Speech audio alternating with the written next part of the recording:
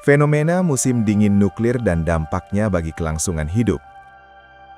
Musim dingin nuklir adalah fenomena bencana iklim global yang dipicu oleh penggunaan senjata nuklir, bahkan dalam skala terbatas. Berikut adalah penjelasan mengenai fenomena tersebut dan dampaknya terhadap kelangsungan hidup.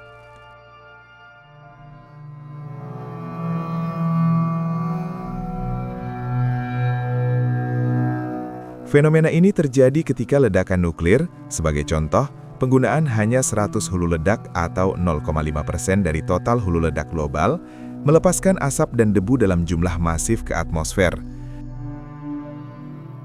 Asap dan debu ini akan mencapai stratosfer dan menghalangi sinar matahari menyentuh permukaan bumi selama 5 hingga 10 tahun. Dampak dari musim dingin nuklir sangat mematikan dan mencakup berbagai aspek lingkungan serta sosial. Suhu global diproyeksikan akan turun drastis antara 5 hingga 10 derajat Celcius, kondisi yang jauh lebih dingin daripada zaman es terakhir. Penurunan suhu dan hilangnya sinar matahari akan menyebabkan gagal panen global secara serentak selama setidaknya 5 tahun. Akibatnya, bumi tidak akan lagi mampu memberi makan populasi manusia yang ada saat ini.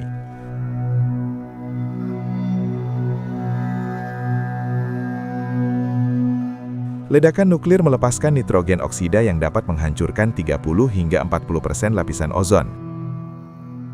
Hal ini mengakibatkan radiasi ultraviolet meningkat hingga 300% di permukaan bumi, yang memicu kanker kulit, kebutaan dan mutasi genetik pada manusia, serta ekosistem. Radiasi tinggi dan perubahan iklim akan menyebabkan kerusakan permanen pada rantai makanan laut karena musnahnya plankton. Konflik global akan mempercepat laju kepunahan spesies hingga 100 kali lebih cepat dari laju alami akibat hancurnya habitat dan polusi yang tidak terkendali. Selain dampak lingkungan, sistem kesehatan global akan lumpuh, penyakit menular akan merebak, dan terjadi disintegrasi sosial di mana masyarakat akan saling berebut sumber daya yang tersisa seperti makanan dan air bersih. Sumber-sumber tersebut menegaskan bahwa musim dingin nuklir bukan sekedar teori, melainkan skenario yang telah dimodelkan secara ilmiah dan menunjukkan potensi kehancuran total tatanan kehidupan manusia.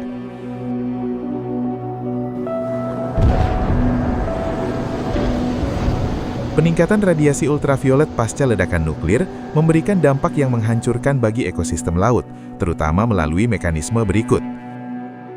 Ledakan nuklir melepaskan nitrogen oksida dalam jumlah masif yang diproyeksikan akan menghancurkan sekitar 30 hingga 40% lapisan ozon. Penipisan lapisan ozon tersebut menyebabkan radiasi ultraviolet meningkat drastis hingga 300% di permukaan bumi.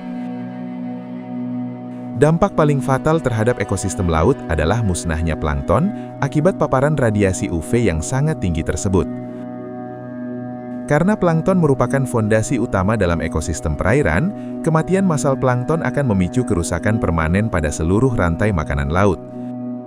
Selain dampak radiasi UV, ekosistem laut juga terancam oleh polusi megam berat dan bahan kimia yang mengalir ke sungai dan laut akibat kehancuran infrastruktur industri, serta penggunaan bahan peledak selama konflik.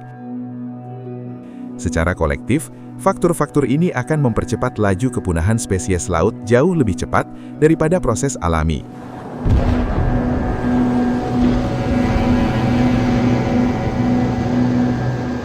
Kerusakan rantai makanan laut yang dipicu oleh fenomena pasca ledakan nuklir memiliki dampak katastrofik terhadap ketersediaan pangan manusia karena memutus salah satu sumber nutrisi utama dunia secara permanen.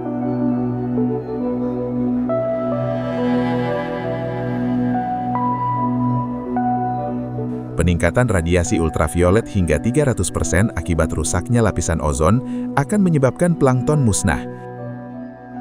Karena plankton adalah dasar dari seluruh hidup di laut, kematian mereka memicu kerusakan permanen pada seluruh rantai makanan laut, yang berarti hilangnya stok ikan dan sumber pangan laut lainnya bagi manusia.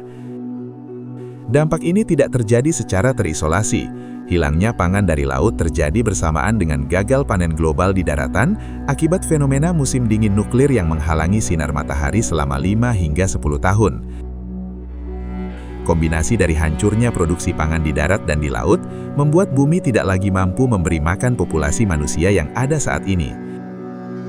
Secara praktis, masyarakat akan menghadapi situasi di mana bahan pangan dasar seperti ikan segar tidak lagi tersedia di pasar. Hal ini diperparah dengan berhentinya sistem perdagangan global yang biasanya mendistribusikan pasokan pangan antar benua. Negara seperti Indonesia sangat rentan terhadap kondisi ini. Selain karena ketergantungan pada impor pangan, hilangnya sumber daya laut akan memicu krisis energi dan pangan yang dalam, serta meningkatkan risiko disintegrasi sosial dan konflik horizontal saat masyarakat mulai memperebutkan sumber daya yang tersisa. Selain kerusakan biologis, sumber pangan laut juga terancam oleh polusi megam berat dan bahan kimia yang mengalir ke perairan akibat kehancuran infrastruktur industri, sehingga sisa pangan yang mungkin masih ada menjadi tidak layak konsumsi. Secara keseluruhan, hancurnya rantai makanan laut merupakan salah satu pilar dari skenario kelaparan nuklir yang mengancam kelangsungan hidup umat manusia secara kolektif.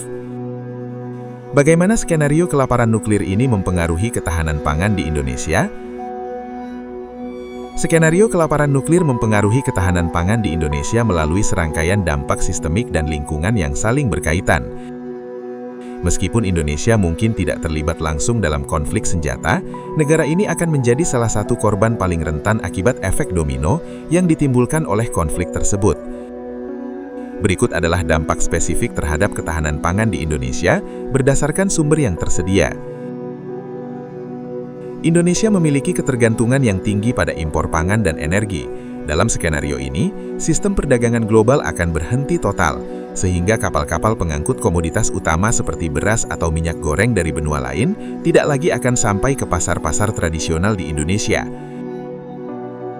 Fenomena musim dingin nuklir akan menghalangi sinar matahari selama 5 hingga 10 tahun yang memicu penurunan suhu ekstrim yang menyebabkan gagal panen secara serentak di seluruh dunia, termasuk di Indonesia, selama setidaknya 5 tahun, sehingga bumi tidak lagi mampu memberi makan populasinya.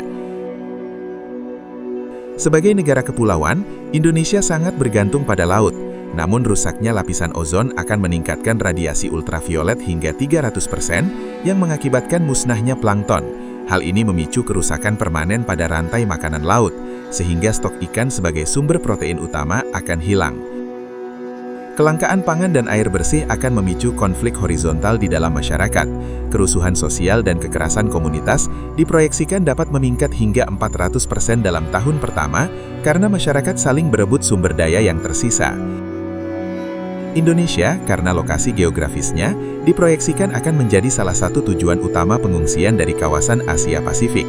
Kedatangan jutaan pengungsi, dari total proyeksi 200 hingga 300 juta pengungsi global, akan memberikan tekanan luar biasa pada stok pangan dan sumber daya alam Indonesia yang sudah sangat terbatas.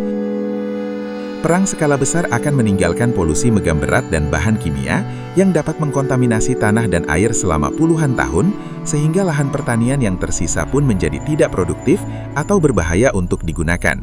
Secara keseluruhan, sumber-sumber tersebut menegaskan bahwa bagi Indonesia, tantangan utama bukan hanya pada ancaman militer, melainkan pada runtuhnya tatanan sosial dan ketidakmampuan fisik bumi untuk memproduksi pangan pasca konflik nuklir. Presiden Prabowo Subianto mengingatkan, Indonesia tidak bisa menghindar dari efek domino ini. Kita bergantung pada impor pangan, energi, dan rantai pasok global. Pertanyaan kritisnya adalah, jika semua data dan peringatan ilmiah ini sudah tersedia di depan mata, mengapa upaya kolektif umat manusia untuk mencegah perang global masih terasa begitu lamban dan terfragmentasi? Jawabannya mungkin tidak lagi terletak pada seberapa kuat tentara kita menghadapi invasi, tetapi pada seberapa tangguh petani kita menanam pangan tanpa pupuk impor. Seberapa mandiri desa kita menghasilkan energi, dan seberapa erat kita memegang prinsip gotong royong ketika sistem dunia runtuh. Karena dalam Perang Dunia yang ketiga, medan pertempuran terakhir mungkin bukan di lautan atau di udara, tetapi di lumbung pangan kita, di jaringan listrik kita, dan di dalam solidaritas kita sebagai sesama anak bangsa.